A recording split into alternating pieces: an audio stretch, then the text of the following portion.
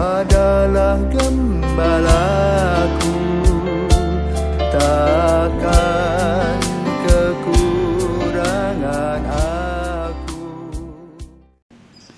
Saudara-saudari terkasih, selamat pagi, salam jumpa lagi dalam Sabda Siap Saji Jumat 5 Maret 2021, hari biasa pekan kedua Prapaskah sekaligus Jumat pertama. Mari kita berdoa dalam nama Bapa dan Putra dan Roh Kudus. Amin. Bapa yang penuh kasih, rencanamu indah, mencipta kami manusia sebagai citramu. Engkau memberikan kepada kami fasilitas, sarana prasarana agar kami bisa hidup baik, bahagia. Namun ternyata kami sendiri pongah, kami sendiri serakah, kami sendiri ingat diri, dan kami sendiri sombong sehingga kami jatuh dalam dosa. Sehingga rencana awal yang kau berikan kepada kami boleh dikatakan gagal. Namun Engkau sebagai Bapa Maha Rahim, Maha Pengasih terus berusaha agar kami tetap selamat. Maka Engkau kemudian mengirimkan putramu Yesus. Semoga kami boleh merasakan kehadiran Yesus dan kami juga terbuka kepadanya untuk menerima kehadirannya dengan segala ketulusan hati, sehingga kami boleh mendapatkan keselamatan itu sendiri demi Kristus putramu dan pengantara kami kini dan sepanjang masa. Amin. Tuhan bersamamu dan bersama rohmu. Inilah Injil Yesus Kristus menurut Matius. Dimuliakanlah Tuhan. Sekali peristiwa Yesus berkata kepada imam-imam kepala serta tua-tua bangsa Yahudi, "Dengarkanlah perumpamaan ini. Seorang tuan tanah membuka kebun anggur dan menanam pagar sekelilingnya. Ia menggali lubang tempat memeras anggur dan mendirikan menara juga di dalam kebun itu. Kemudian ia menyewakan kebun itu kepada penggarap-penggarap, lalu berangkat ke negeri lain. Ketika hampir tiba musim petik, ia menyuruh hamba-hambanya kepada penggarap-penggarap itu untuk menerima hasil yang menjadi bagiannya. Tetapi para penggarap menangkap hamba-hamba itu, yang seorang mereka pukul, yang lain mereka bunuh, dan yang lain lagi mereka lempari dengan batu. Kemudian Tuhan itu menyuruh pula hamba-hamba yang lain lebih banyak daripada yang semula. Tetapi mereka pun diperlakukan sama seperti kawan-kawan mereka. Akhirnya Tuhan itu menyuruh anaknya kepada mereka. Pikirnya, anakku pasti mereka segani.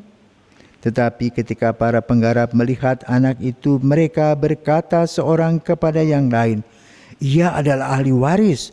Mari kita bunuh dia, supaya warisannya menjadi milik kita. Maka mereka menangkap dia dan melemparkannya keluar kebun anggur itu, lalu membunuhnya. Maka apabila tuan kebun anggur itu datang, apakah yang akan dilakukannya dengan penggarap-penggarap itu? Kata imam-imam kepala dan tua-tua itu kepada Yesus, ia akan membinasakan orang-orang jahat itu, dan kebun anggurnya akan disewakannya kepada penggarap-penggarap lain yang akan menyerahkan hasil kepadanya pada waktunya. Kata Yesus kepada mereka, belum pernahkah kamu baca dalam kitab suci, batu yang dibuang oleh tukang-tukang bangunan telah menjadi batu penjuru? Hal itu terjadi dari pihak Tuhan, suatu perbuatan ajaib di mata kita. Sebab itu aku berkata kepadamu, kerajaan Allah akan diambil daripadamu, dan ia akan diberikan kepada suatu bangsa yang akan menghasilkan buah kerajaan itu. Mendengar perumpamaan Yesus itu, imam-imam kepala dan orang-orang Farisi mengerti bahwa merekalah yang dimaksudkannya. Maka mereka berusaha menangkap dia, tetapi mereka takut kepada orang banyak, karena orang banyak itu menganggap Yesus nabi. Demikianlah Injil Tuhan, terpujilah Kristus. Saudara-saudaraku terkasih, komplotan-komplotan penjahat senantiasa memberi warna dalam kehidupan. Berawal dari pengalaman Abraham yang melihat situasi dan kondisi tempat tinggalnya, menyembah banyak dewa, dia tinggalkan. Dia mendapat anugerah dan karisma untuk melihat bahwa Allah itu esa dan satu. Maka dia pergi dan menyebut Allah itu Yahweh.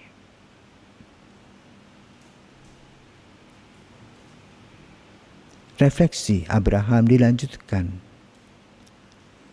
dengan keturunannya yang kita kenal, tokoh-tokoh dalam Israel, sebagai bangsa Israel, ada raja dan nabi.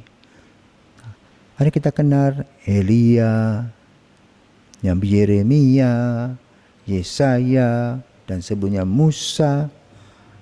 Semuanya mempunyai warna-warni tersendiri dan mengarah mengikuti satu jalan, yaitu takut akan Tuhan.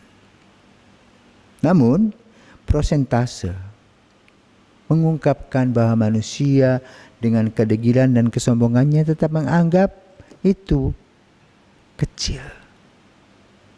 Penyelamatan itu hanya omong saja. Maka yang paling enak sekarang menikmati dunia ini, khususnya pada zaman kita. Maka COVID datang. Untuk apa? Bukan menakut-nakuti. Memberi kita satu peluang merefleksikan langkah-langkah kita. Karena kalau kita lengah dengan COVID ini, semua apa yang kita kumpulkan mati, habis, ditinggalkan. Dalam Injil pada hari ini Yesus berbicara tentang sejarah jatuh bangun umat Israel, tetapi dengan tujuan yang satu dan sama, yaitu karya keselamatan yang diberikan oleh Tuhan kepada kita semua. Maka kita harus sadar bahwa banyak hal yang buruk yang kita pegang dan kita nikmati, sehingga kita tidak bisa menangkap apa yang dikehendaki dan rencana Tuhan bagi kita. Kalau kita mau, maka kita datang dan terbuka kepada Yesus, merasakan kehadirannya, mendengarkan apa yang dikatakannya, dan membuktikannya di dalam hidup sehari-hari. Maka kita akan menjadi orang-orang yang berbahagia.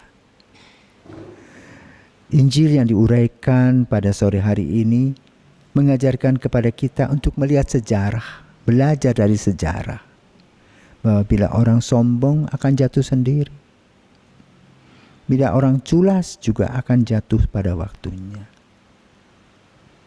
Maka mari saudaraku terkasih, kita belajar mencari Yesus, membersihkan diri dan hati untuk bisa menangkap apa yang Tuhan kehendaki dalam kehidupan nyata kita sehari-hari, takut kepadanya. Sehingga cerita yang disebutkan oleh Yesus membuat orang-orang sekitarnya tersinggung. Itulah risiko seorang kritikus sejati seperti Yesus. Mari kita belajar untuk mengkritisi hidup kita secara positif. Tuhan senantiasa memberkati. Selamat pagi.